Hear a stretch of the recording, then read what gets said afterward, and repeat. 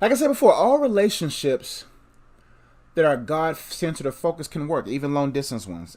It just requires a different level of grace. Every race requires a certain level of grace. We're not talking about grace for your salvation. That's a different category. We're talking about grace, the ability to favor, the opportunity to be able to do something that you're unable to do on your own strength, but is proven supernaturally to be done by God. That's what grace is for specific things like race, or not race, but like purpose, relationships, etc. It's a certain level of favor that supernaturally sustains an individual as they run down a particular race that God has called them to run down, right? So the number one thing you have to ask yourself, is this the race that God wants me to run? Because if it's not his race, there's no grace.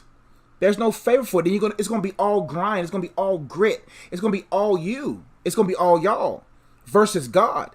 And so you got to ask first, is this what you want me to do, God? Is this the race that you want me to run? Is this the partner you want me to run this race with? Because that's the only way you will begin to have grace for a long relationship. You think long distance is tough. We're talking about long love. We're talking about 30, 40, 50 years of love. You got to make sure that right now, when there's no greater bond or soul tie or attachments or plans of being married, you got to make sure, is this plans from God for you guys to be married?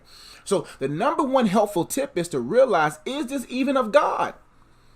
Because if it is of God, then you will be supernaturally graced for that particular race. If not, it's going to get worrisome. It's going to get difficult. That doesn't mean there's no difficulties in the will of God, but it's going to be unnecessary difficult. It's going to be all y'all's weight.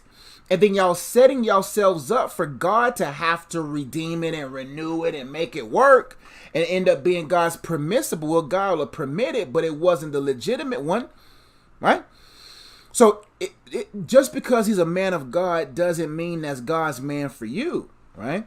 So number one thing, probably the only advice I can give you first, is to make sure this is God's best for you, God's race for you to run, this person he wants you to run with, because then you will see over time the supernatural grace that will sustain you on that race with that person, right?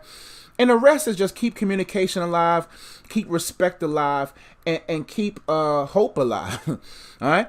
Now, you said also to keep it healthy.